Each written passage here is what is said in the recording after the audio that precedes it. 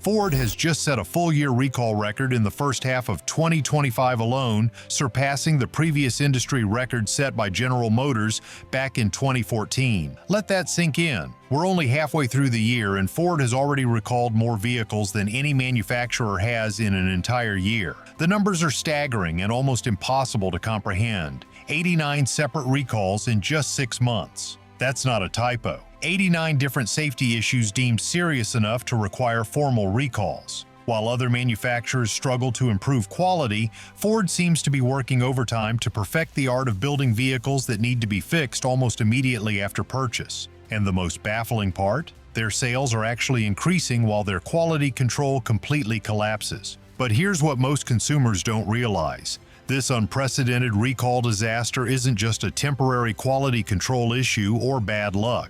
It reveals something much more troubling about Ford's entire approach to manufacturing and corporate priorities. What's happening behind the scenes explains not only why these recalls keep multiplying, but also why Ford seems unable or unwilling to fix the underlying problems. By the end of this video, you'll understand why Ford is essentially leaving billions in profit on the table, why their corporate slogan, "Quality is Job One," has become a cruel joke, and most shocking of all, why this recall nightmare might actually be more profitable for certain parts of the company than fixing the problems would be. The truth about what's happening at Ford will make you question everything you thought you knew about America's automotive icon. How has Ford managed to accumulate an unprecedented 89 recalls in just 6 months of 2025? What does this tell us about the company's approach to quality control? And why are consumers continuing to buy their vehicles despite this alarming trend? The answers reveal a disturbing pattern that goes far beyond typical manufacturing challenges. This isn't about isolated incidents or bad luck. It's about systematic failures in design, testing, and quality control that have been allowed to continue despite clear evidence of the problems. And understanding why Ford hasn't addressed these issues gets to the heart of what's wrong with the automotive industry's approach to vehicle safety and reliability. The unprecedented recall disaster. The scope of Ford's recall crisis is almost impossible to comprehend. 89 separate recalls in just the first half of 2025. To put that in perspective, the next closest non-commercial manufacturer is Chrysler with 18 recalls, less than a quarter of Ford's total. BMW has had just 7 recalls in the same period. Honda, known for reliability, has issued 14. These aren't minor issues affecting a handful of vehicles. The most recent recall alone covers 850,000 vehicles in the United States and another 107,000 in Canada for a defective fuel pump. That's nearly 1 million vehicles with a single critical defect that could potentially cause engines to stall while driving, creating serious safety hazards for drivers and passengers. What's particularly alarming is the breadth of affected vehicles. This isn't limited to a single model or production line. The fuel pump recall impacts 2021 to 2023 Ford Broncos, Explorers, Lincoln Aviators, F-250S, F-350S, F-450S, and F-550S, as well as 2021 and 2022 F-150S, Mustangs, Lincoln Navigators, and 2022 Ford Expeditions. Virtually every major Ford product line has been affected by serious quality and safety issues. Looking at the complete list of 89 recalls reveals an even more disturbing pattern. These aren't just random, unrelated issues. Many involve core vehicle systems, engines, transmissions, fuel systems, brakes, steering components, the fundamental elements that determine whether a vehicle is safe to operate. These aren't cosmetic issues or minor inconveniences. Many represent serious safety hazards that could lead to accidents, injuries, or worse. Industry analysts estimate that Ford's warranty and recall costs have skyrocketed into the billions, representing a massive drain on the company's profitability. Every recalled vehicle requires parts, labor, administrative costs, and dealer compensation, not to mention the incalculable damage to the brand's reputation. The pace of these recalls is what makes this situation truly unprecedented. At 89 recalls in 6 months, Ford is issuing a new recall approximately every 2 days. As one industry observer put it, this isn't just breaking records. It's shattering them so completely that the previous records seem quaint by comparison. The quality control collapse. How does a major global manufacturer with over a century of experience building vehicles suddenly find itself issuing recalls at this staggering rate? The answer reveals fundamental problems with Ford's approach to design, testing, and manufacturing. Former Ford quality control engineers, speaking on condition of anonymity, describe a system increasingly focused on speed to market rather than thorough testing. Development cycles that used to take 5 years are now compressed to 3 or less, explained one engineer. The testing that used to happen simply doesn't fit into the new timelines. Another critical factor is the increasing complexity of modern vehicles. Today's Ford vehicles contain more technology, more electronic systems, and more potential points of failure than ever before. A modern F-150 contains over 100 electronic control units and millions of lines of code, creating exponentially more opportunities for problems to develop. Supply chain issues have further complicated quality control. As Ford has expanded its global supplier network to reduce costs, oversight of component quality has become more challenging. Parts coming from dozens of countries and hundreds of suppliers create a complex web that's difficult to monitor effectively. The company's aggressive push toward electrification and new technologies has also contributed to quality problems. The rush to compete with Tesla and other EV manufacturers has pushed Ford to accelerate development of new platforms and systems without the decades of refinement that went into their internal combustion vehicles. But perhaps most troubling are reports of a cultural shift within Ford that has deprioritized quality control in favor of cost-cutting and faster product cycles. "There was a time when quality concerns could stop a launch," said a veteran Ford manager. Now the pressure to hit market windows and financial targets often overrides quality considerations. This combination of compressed development timelines, increased complexity, supply chain challenges, and cultural shifts has created a perfect storm for quality problems. The result is what we're seeing now, an unprecedented wave of recalls that shows no signs of slowing down. The consumer paradox. The most baffling aspect of Ford's recall crisis is that it hasn't significantly impacted sales. In fact, Ford's sales are up 17% year over year, with F-Series trucks continuing to dominate the market despite being subject to numerous recalls. This presents a genuine paradox. Why would consumers continue to buy vehicles from a manufacturer with documented quality problems at record-breaking levels? The answer reveals something profound about automotive consumer psychology and brand loyalty. Ford has built decades of brand equity and emotional connection with American consumers. For many buyers, particularly in rural and suburban markets, Ford represents American manufacturing tradition and cultural identity as much as it represents a vehicle purchase.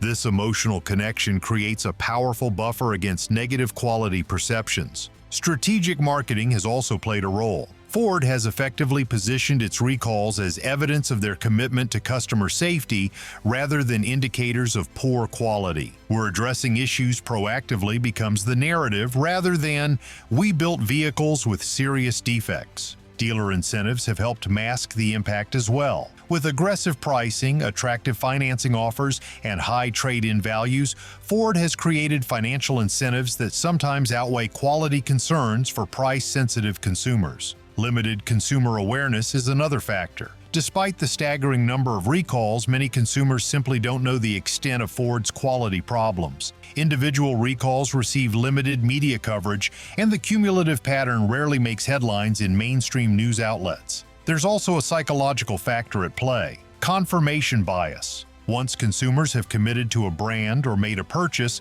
they tend to discount negative information that might suggest they made a poor choice. Ford owners may minimize recall information or rationalize it as an industry-wide issue rather than a Ford-specific problem. Finally, limited competition in certain segments gives Ford some insulation. In full-size trucks particularly, brand loyalty is extremely high, and switching costs, both financial and psychological, are significant. Even dissatisfied customers often remain in the Ford ecosystem rather than starting over with an unfamiliar brand. This combination of factors has created a situation where Ford's catastrophic quality problems haven't translated to proportional sales declines, at least not yet. The question remains, how long can this disconnect between quality and sales continue? The dealer dilemma. While Ford's recall disaster creates obvious problems for the company as a whole, it creates a complex set of incentives for Ford dealerships that helps explain why the problem persists. For dealership service departments, recalls represent guaranteed revenue. Ford pays dealers for recall work, creating a steady stream of business that doesn't depend on customer satisfaction or competitive pricing. Service managers, as one industry insider noted, might be planning lovely family vacations based around the fact that there's 89 recalls so far this year. This creates a perverse incentive structure where parts of the dealership ecosystem actually benefit from poor vehicle quality. More recalls mean more service appointments, more opportunities to upsell additional services to customers, and more revenue flowing from Ford to cover the warranty work. For new vehicle sales departments, the impact is more mixed. While quality concerns might deter some potential customers, Ford's aggressive incentive programs often compensate. Additionally, stop sale orders due to serious recalls can trigger floor plan assistance from Ford, essentially compensating dealers for inventory they temporarily can't sell. The dealership structure also creates an information barrier between customers and Ford. Dealers are the primary point of contact for most owners, and they have little incentive to aggregate or escalate quality concerns in ways that might lead to systematic changes at the manufacturer level. This fragmented feedback loop helps explain why Ford hasn't addressed its quality problems more aggressively. The pain of poor quality isn't distributed evenly throughout the company's ecosystem, and some stakeholders actually benefit from the status quo. The corporate consequences. For Ford as a corporation, the recall disaster represents billions in unnecessary costs and unrealized profit. Warranty expenses alone have skyrocketed, with each recall requiring parts, labor, administrative overhead, and dealer compensation. Beyond the direct costs, there are significant opportunity costs. Engineering resources devoted to fixing existing problems can't be allocated to developing new products or technologies. Manufacturing capacity spent producing replacement parts can't be used for new vehicle production. Marketing resources have to address quality concerns rather than focusing on positive brand messages. The long-term brand damage may be even more costly. While Ford has avoided immediate sales impacts, consumer perception studies show erosion in quality rankings that typically takes years to reverse. As one automotive analyst noted, trust is built over decades but can be lost much more quickly. Competitor responses further compound the problem. While Ford struggles with recalls, brands like Toyota, Honda, and Hyundai can emphasize their superior reliability records. Every Ford recall becomes a marketing opportunity for competitors to highlight their own quality advantages. Wall Street has taken notice as well. While Ford's stock hasn't collapsed, analysts increasingly cite quality concerns and warranty costs as drags on profitability. The company's valuation multiple lags behind competitors with stronger quality reputations, effectively reducing the company's market value by billions. Perhaps most concerning for Ford's long-term prospects is the impact on innovation and future product development. Resources diverted to addressing current quality problems can't be invested in next-generation technologies. As the industry rapidly shifts toward electrification and autonomous driving, Ford risks falling behind while it addresses basic quality issues with its current lineup. The systemic failure. What makes Ford's recall disaster particularly troubling is that it isn't a new problem. It's an acceleration of a pattern that has been building for years. Ford has consistently ranked below industry average in initial quality and long-term reliability studies, suggesting systematic issues rather than temporary setbacks. The company's slogan, "Quality is Job One," has become increasingly ironic as actual quality metrics deteriorate. As one former executive noted, it's as if they've forgotten their own mission statement. Industry experts point to several structural issues that have contributed to Ford's quality collapse. First, a shift toward platform sharing and global vehicle architectures has multiplied the impact of design flaws. When multiple models share components or systems, a single defect can affect millions of vehicles across different product lines. Second, the push for cost reduction has led to thinner margins of error in components and systems. Parts designed to exact cost targets often lack the robustness that would prevent failures under real-world conditions. Third, Ford's organizational structure has become increasingly siloed, with design, engineering, manufacturing, and quality control operating with insufficient coordination. Problems that cross departmental boundaries often fall through the cracks or receive inadequate attention. Fourth, the company's incentive systems don't adequately prioritize quality outcomes. Executive compensation and departmental evaluations continue to emphasize production targets, cost control, and time to market rather than long-term quality performance. Finally, Ford's corporate culture has evolved in ways that make it difficult to address entrenched problems. Whistleblowers and internal critics often find themselves sidelined, while those who meet short-term targets regardless of quality implications advance. These systemic issues suggest that Ford's recall disaster isn't simply bad luck or a temporary setback, it's the predictable outcome of organizational structures and priorities that have de-emphasized quality in favor of other objectives. But here's the most disturbing aspect of Ford's recall disaster that most consumers and even industry observers haven't recognized. At some level, the system is working exactly as designed. The current approach to vehicle manufacturing, regulation, and consumer protection creates incentives that actually encourage the pattern we're seeing. For Ford and other manufacturers, there's a cold financial calculation at work. Thoroughly testing and validating every component and system before production would significantly increase development costs and time to market. Recalling vehicles after problems emerge is expensive, but it's a known manageable cost that can be budgeted for and absorbed gradually. The regulatory environment reinforces this approach. While recalls generate negative headlines, they rarely result in significant regulatory penalties. The cost of addressing problems after they emerge is typically lower than the cost of preventing them in the first place. As one industry analyst observed, the system effectively rewards finding problems after vehicles are in customers' hands rather than before they leave the factory. Even more troubling is the emerging evidence that some manufacturers, including Ford, have calculated the potential liability costs of safety issues against the costs of preventive recalls, and sometimes concluded that it's cheaper to address problems only after they cause accidents or injuries. While companies would never publicly admit to such calculations, internal documents from various automotive liability cases have revealed this cold actuarial approach to human safety. Consumer behavior completes this dysfunctional cycle. As we've seen with Ford's continued strong sales despite record recalls, many consumers don't significantly factor recall history into purchasing decisions. This lack of market punishment for poor quality removes another potential incentive for improvement. The result is what economists would call a market failure, a situation where the normal incentives of the marketplace don't produce optimal outcomes for society. Manufacturers aren't adequately incentivized to build quality into their vehicles from the start, regulators lack the tools to force preventive action, and consumers don't have the information or market power to drive change through their purchasing decisions. The implications of Ford's recall crisis extend far beyond the company itself. This represents a watershed moment for the American automotive industry and raises profound questions about vehicle safety, corporate responsibility, and regulatory effectiveness. For consumers, the stakes couldn't be higher. Each recall represents a potential safety hazard, a fuel pump that might fail on the highway, brakes that could malfunction during an emergency stop, steering components that could separate while driving. These aren't theoretical concerns, they're documented defects in vehicles currently on American roads. For the broader automotive industry, Ford's quality collapse threatens to undermine hard-won consumer trust. After decades of improvement in vehicle reliability and safety, this backward slide risks reinforcing perceptions that American manufacturers can't match the quality of their international competitors. For regulators and policymakers, Ford's recall disaster exposes the limitations of the current approach to automotive safety oversight. The reactive recall system clearly isn't creating sufficient incentives for manufacturers to build quality into their vehicles from the start. And for Ford itself, this represents an existential challenge that goes beyond quarterly profits or annual sales figures. The company's century-old reputation and future viability are at stake. As the industry undergoes its most significant transformation since the introduction of the assembly line, transitioning to electric, autonomous, and connected vehicles, Ford cannot afford to be distracted by basic quality problems with its core products. The question now is whether this record-breaking recall disaster will finally force fundamental changes in how Ford approaches vehicle development and manufacturing, or whether the company will continue on its current path until market forces or regulatory intervention finally force a reckoning. Remember that staggering number we started with? 89 separate recalls in just 6 months. As we've seen, this isn't just a statistical anomaly or temporary setback for Ford, it's the predictable outcome of systematic failures in design, testing, manufacturing, and corporate culture. culture. While Ford sales currently remain strong, history suggests this disconnect between quality and market performance cannot continue indefinitely. Brands that consistently fail their customers eventually pay a price, even if market reactions lag behind quality metrics. The slogan, "Quality is Job One," once represented Ford's commitment to excellence and reliability. Today, it stands as an ironic reminder of how far the company has strayed from its foundational principles. With 89 recalls and counting, quality seems to be job 89 at best. For consumers considering a Ford purchase, the message couldn't be clearer. Proceed with extreme caution. The company that's issuing a new recall every 2 days is asking you to trust them with your safety, your financial investment, and your valuable time. The data suggests that trust may be misplaced. Ford is destroying itself from within, sacrificing long-term reputation for short-term expediency. And until consumers, regulators, or shareholders demand better, there's little reason to expect this pattern to change. The recall counter will continue to tick upward, the quality problems will persist, and the company that revolutionized American manufacturing will continue its slow, self-inflicted decline. The question isn't whether Ford can build better vehicles. Of course they can. The question is whether they will choose to do so before it's too late.